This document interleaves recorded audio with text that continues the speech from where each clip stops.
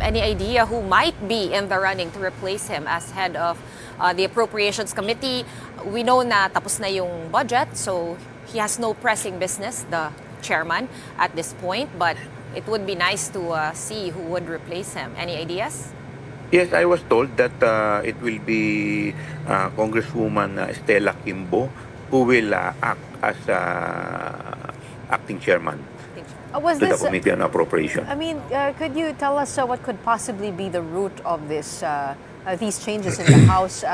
Ito po ba ay dahil sa kontrobersyal na budget na naipasa ng Kongreso? Actually, in as much as I want to answer you honestly, but I'm not part of the Finance Committee, and also I was not part of the PICAM, kaya hindi ko rin po kayo masasagot, and lahat po kami kasi galing po kami sa bakasyon eh. So, karamihan nung nag-motion po kanina, lahat po kami nagtatanong kung ano nangyari. But wala pa naman po kaming wala naman pong nasasabi kung bakit po nangyari po yung kaninang motion. Ayun po narinig po ninyo yun. Si Congressman Chua talaga napakatipid po sa kanyang sinabi. Ang sigurado lang sa kanya sinabi, mga ka-reaction, itong si Kimbo. Si Kimbo ang nagmana sa kamalasan. Alright, reaction. TVPH nagbabalik. Reaction, reaction, reaction, reaction. Napakaganda po ng pag-uusapan natin ngayon, mga ka-reaction. Mantakin po ninyo itong impeachment kay Madam Inday Sara Duterte ay parang lumalabo na po. Marami na po ang parang natatakot. At ito pong si Boying Remula ay buhay pa. Nakikita po ninyo, alive and kicking. At itong si Saldico ay nasibak na po. At alam ninyo kung sino ang papalit. Alam na. Alright. Bago po natin ituloy, napakaganda nating reaction video. Huwag po ninyong kalimutang mag-subscribe. Ayan po, mga ka-reaction, maraming salamat muli sa lahat po ng nag-subscribe na po sa ating channel. At nakuha po natin ang silver play button na yan na nakasulat ngayon ng Reaction TV PH. Thank you, President Mayor Duterte. Ibibigay po natin yan bago po mag-eleksyon sa May 9. At ang target po natin ay yung gold play button. Kaya kung magsasubscribe ka ngayon, ang target ko po bago po mag-May 9 ay makamit ko po yung gold play button para maabot ko na yung rurok ng tagumpay. Alright? Subscribe po kayo sa ating channel. Meron po tayong target at huwag po ninyong kalimutang mag-share. Share ang ating video. Share ang ating video. Alright. Ito na. Unahin po natin si Boying Remula. Buhay pa pala? Hindi, ibig sabihin buhay pa. Yung, magsasalita siya dyan. Wala naman akong ibig sabihin na di ba? Buhay pa siya. Katulad ko, buhay pa ako.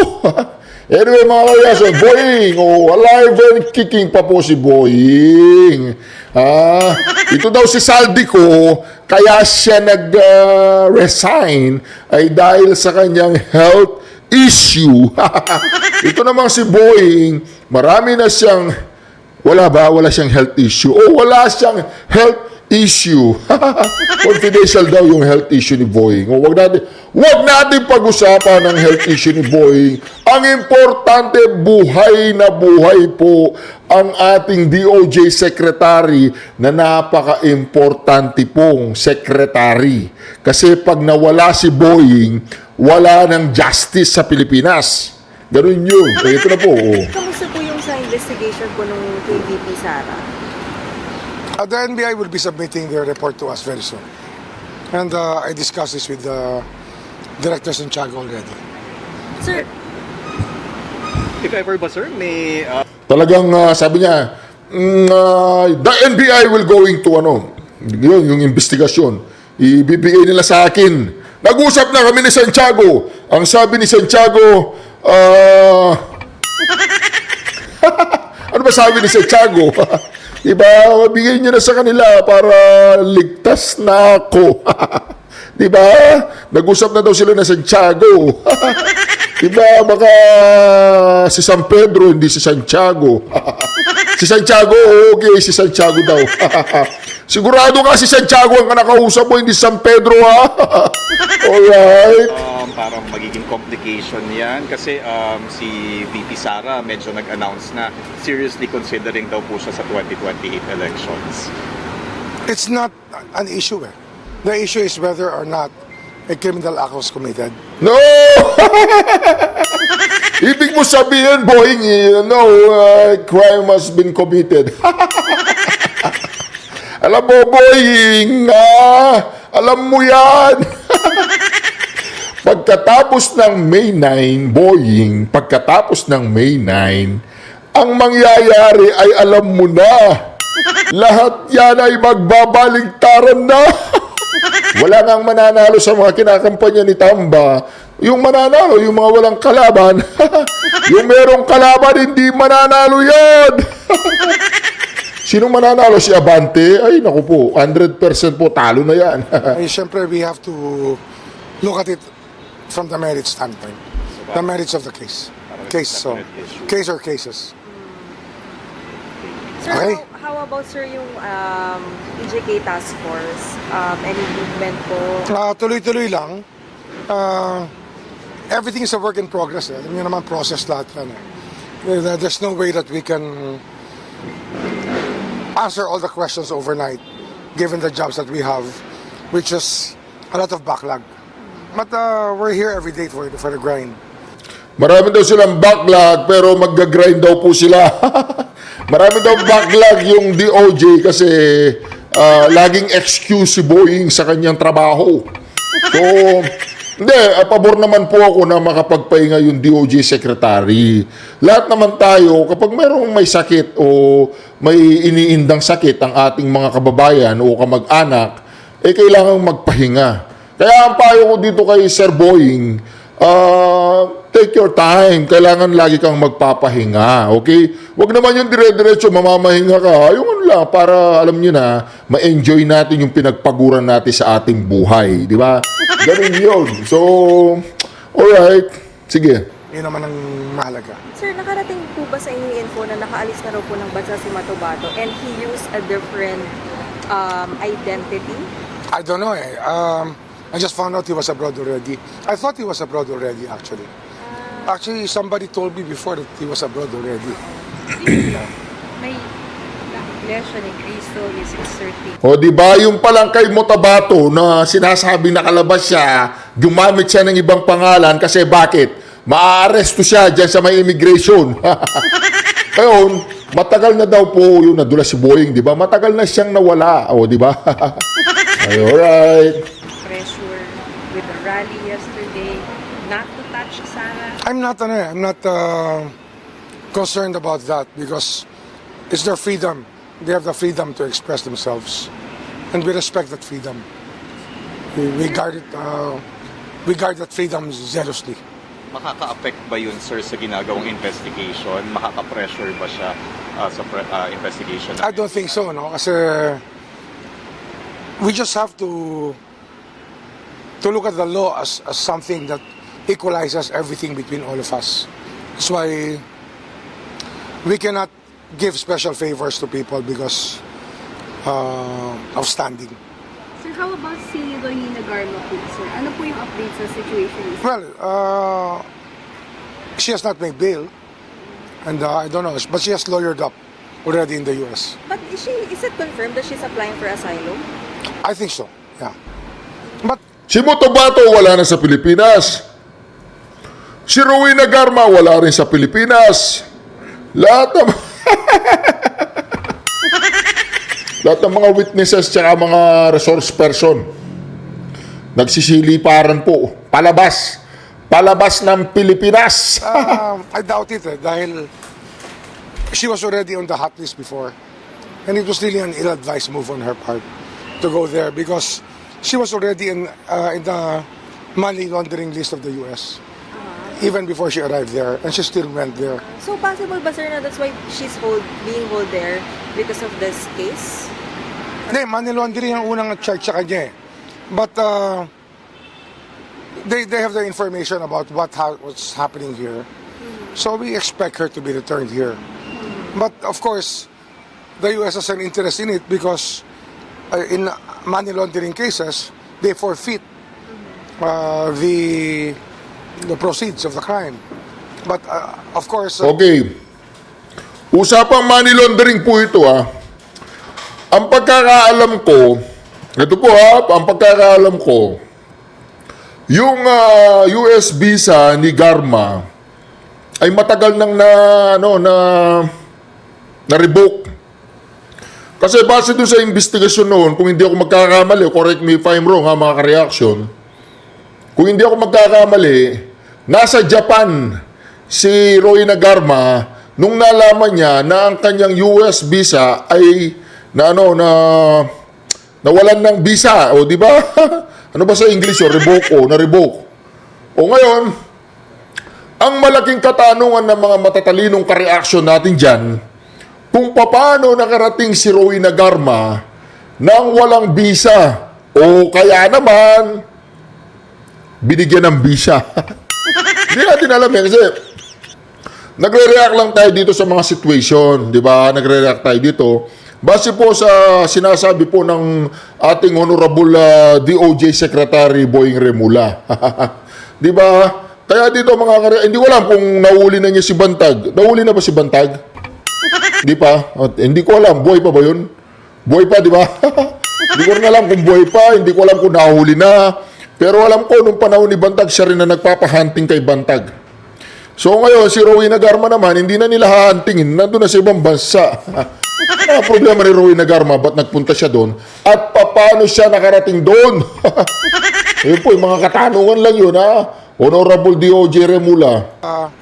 we expect to share in it. At least the country will share in it 50%. At least for those that she brought to their country. Kasi alam naman natin na it's a fruit of a crime. So, and she is a wanted person in the Philippines.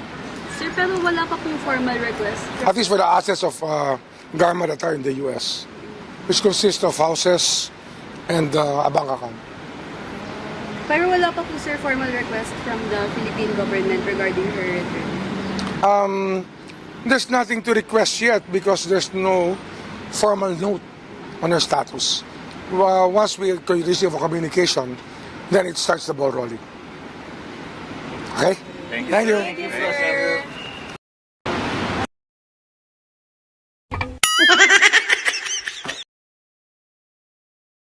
O wala po pala akong mic, daldal na ako ng daldal.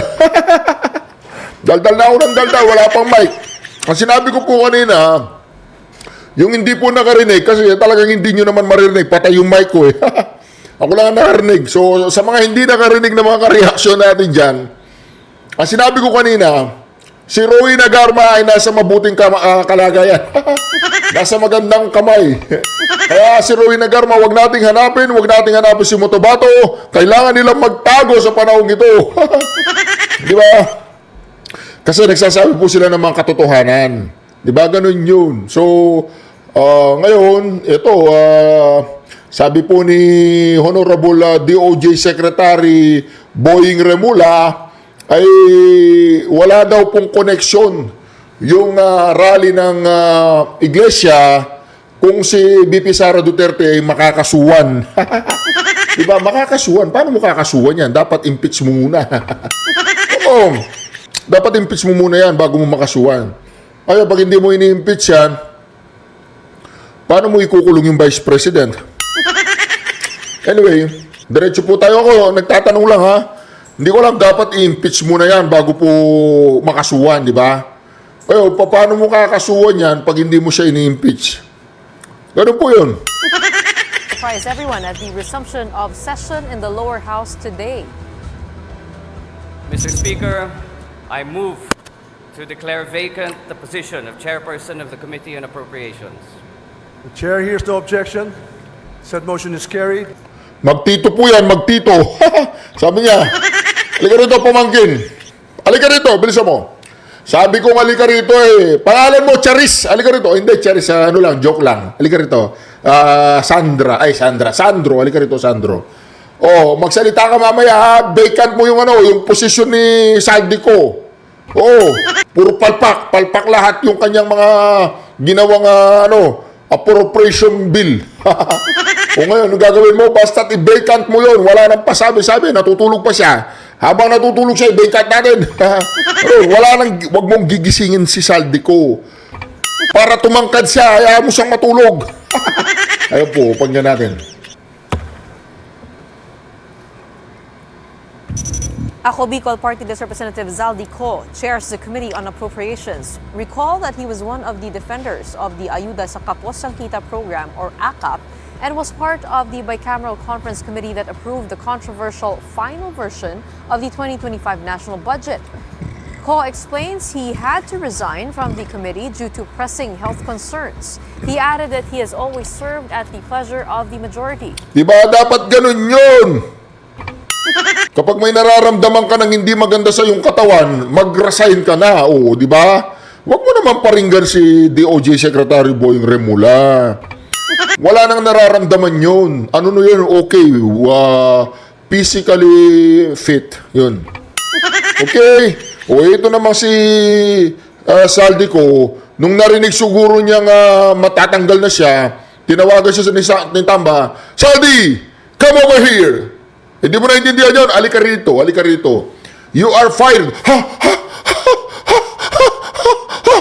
Yun, di ba? Nung narinig lang, you're fired. Yun, ganun. Di ba mga kareaksyon?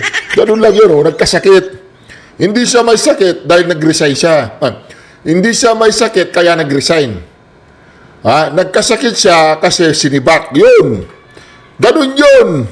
Ayaw yung maniwala. Tawagan ko si Saldico. Asa yung telepono? Yung telepono, bigyan niyo sa akin yung telepono. Ito, yung telepono. Ang tatak ng aking telepono, Del Monte. Hello. O, inumin ko muna. Maasim. Ang asim. Hello. Oh, Saldi. Hey, man. How are you, man? Ano bang nangyari? Ba't nasibak ka? Ha? Anong nangyari? Ba't hindi ka sinibak? Ibig mo sabihin, nag-resign ka? Oh, sorry naman. Sorry. Nasaktan ka? Hindi ka nasibak? Oh, sorry naman. Bakit ka nag-resign? Nag-resign ka dahil may nararamdaman ka. Ano yung nararamdaman mo?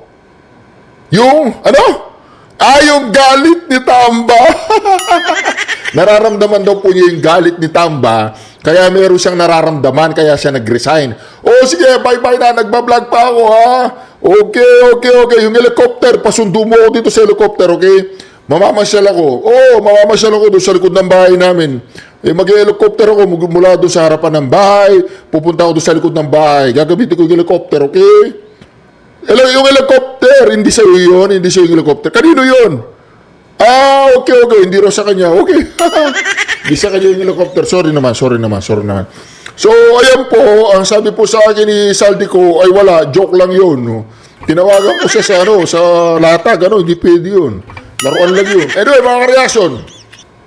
Palagay ko si Saldico ay talagang may karamdaman. Mayroon siyang inihindang sakit. May karamdaman po siya. Hindi naman sa pag-iisip. Basta masakit ang ulo niya. Huwag nyo na siyang istorbohin. Yung mga reporter dyan, mga journalist, lubayan nyo si Saldico. Wala na yan. Hindi na nakaposisyon. Sinong nakaposisyon? Si Kimbo.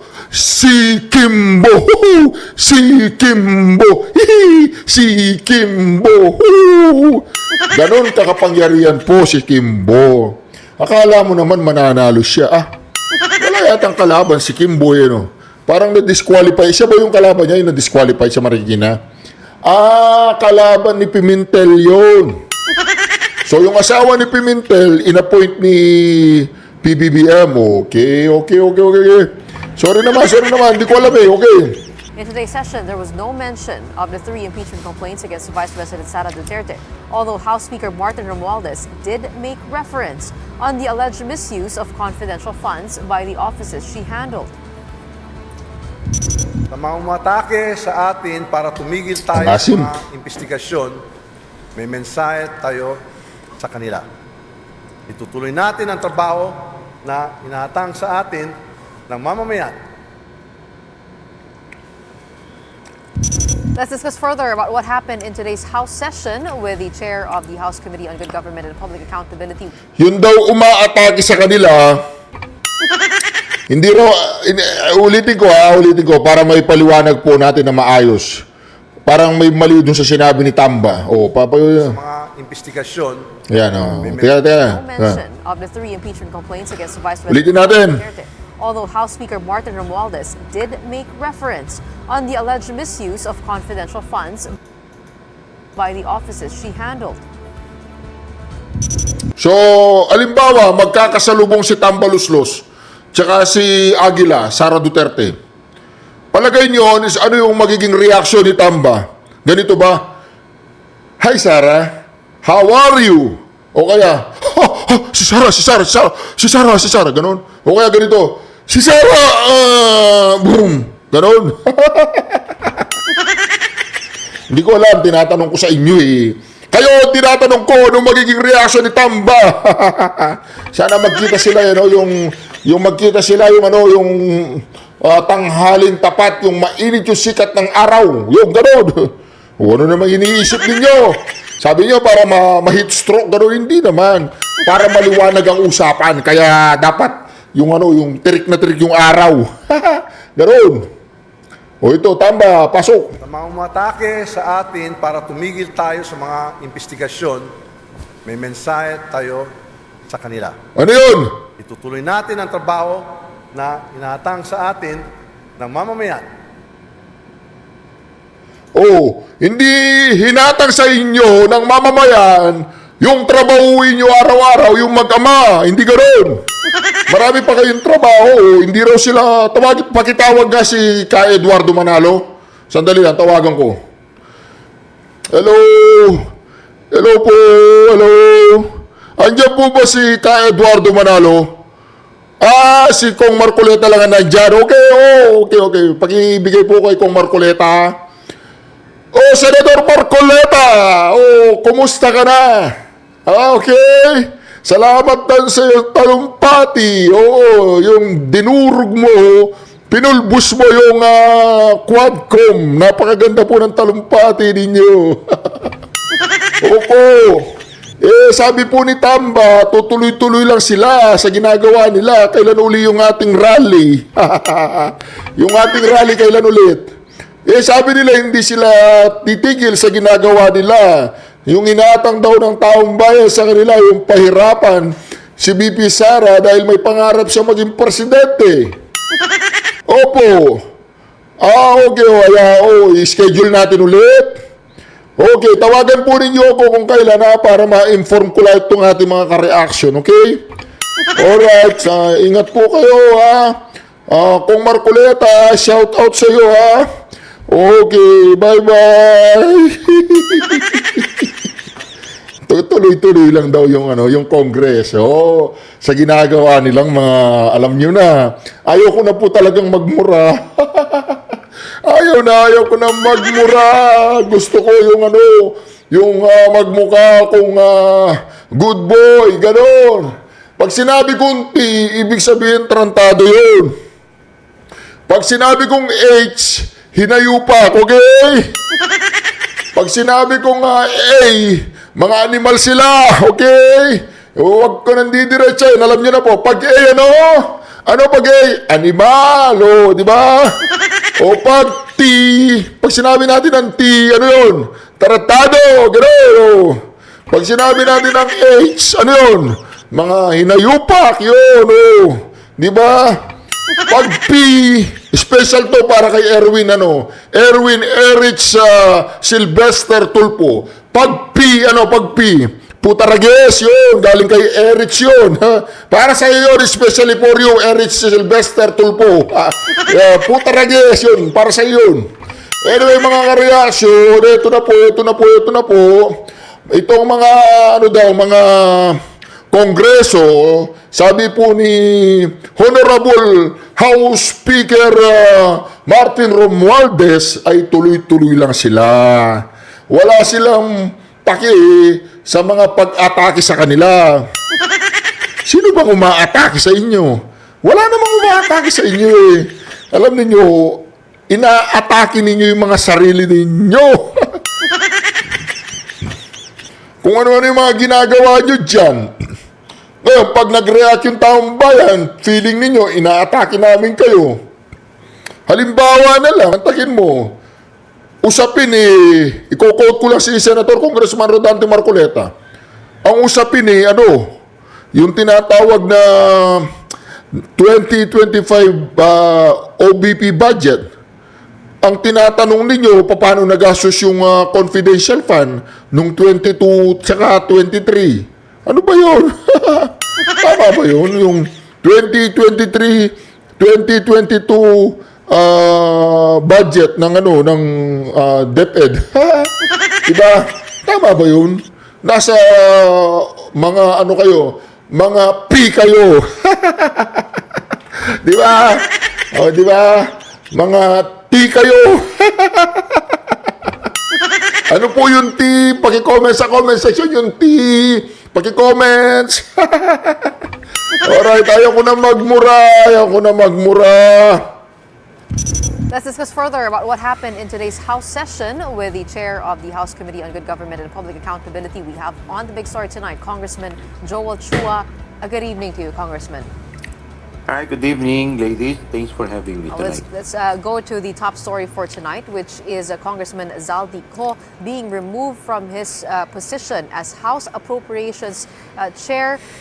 Did he resign or was he taken out? We need to get a little bit more clarity on that. Yan. Well, to be honest with you, I'm also surprised after the motion by Congressman Sandro Marcos. So, to be honest with you, wala po akong idea why it was declared vacant. Nevertheless, do you have any idea who might be in the running to replace him as head of the Appropriations Committee? We know na tapos na yung budget, so he has no pressing business, the chairman, at this point. But it would be nice to see who would replace him. Any ideas? Yes, I was told that it will be Congresswoman Stella Kimbo who will act as acting chairman Was to the this, Committee on Appropriation. I mean, could you tell us what could possibly be the root of this these changes in the House? Ito po ba ay dahil sa kontrobersyal na budget na naipasa ng Kongreso? Actually, in as much as I want to answer you honestly, but I'm not part of the Finance Committee and also I was not part of the BICAM. Kaya hindi ko rin po kayo masasagot and lahat po kami kasi galing po kami sa bakasyon eh. So, karamihan nung nag-motion po kanina, lahat po kami nagtatanong kung ano nangyari. But wala naman pong nasasabi kung bakit po nangyari po yung kaninang motion. Ayun po narinig po ninyo yun. Si Congressman Chua talaga napakatipid po sa kanyang sinabi. Ang sigurado lang sa kanya sinabi mga kareaksyon, itong si Kimbo. Si Kimbo ang nagmana sa kamalasan. Si Kimbo daw po ang siyang pabalit kay ano pangalan yan? Si Saldico. Naku po, lalo yatang na-disgrasya. O di ba? Baka nagmahal yung mga Hermes, yung mga Chanel na bag. Baka nagmahal. Baka hindi na sapat kaya ako po yung sa Appropriation Committee, di ba? Pwede po ba yun? Ako na lang. Yung may hawak ng martilyo pagdating sa kwarta. O di ba? O kasi pag mayroong mga humingi ng pera, nagpapa-approve ng mga bill o tsaka mga nila, yung mga budget nila, siyempre yung ilalim ng mesa ko, pwede gamitin. Walang takip yung ilalim ng mesa. O kasi pag nilagyan mo ng takip yung ilalim ng mesa, hindi mangyayari tinatawag na under, over, side na table. Anyway, mga ka-reaction, ganyan po talaga ang nangyayari sa ating bayan ngayon. Ganyan. O, di ba? Ang ganda ng tayo ko. O, ganyan ang nangyayari, mga ka-reaction. Pagpapatalsik kay Saldico, ang ipinalit si Kimbo. Ganon kagaling ang ating gobyerno. Napakagaling niyang pumili ng mga taong ilalagay. Pagdating sa pera, nilalagay nila yung mga hindi corrupt. Nilalagay nila katulad ni Kimbo. Napakagandang halimbawa po niyan. Isang tapat na congresswoman na nanggaling sa Marikina River. Anyway, mga ka-reaction, maraming salamat muli sa pagsama ninyo sa ating napakalupit at malupit po tayo dito sa Reaction TV PH. Maraming salamat po sa inyo. Nawa po ay pagpalain po kayo ng poong may kapal at huwag po ninyong kalilimutang uminom ng maligamgam na tubig. Opo, maligamgam na tubig ang inumin ninyo. Opo, kasi mahal ang yelo. Diba? Mahal ang kuryente. Maligamgam na lang na tubig ang inumin. Pagbukas mo sa faucet, nabilad yung tubo, maligamgam na yun. Anyway, mga ka-reaction, syukran. Duterte! Duterte! Duterte! Duterte! Duterte! Alright. Bye. Ingat po kayo sa mga buhaya. Nagkalat ang mga buhaya.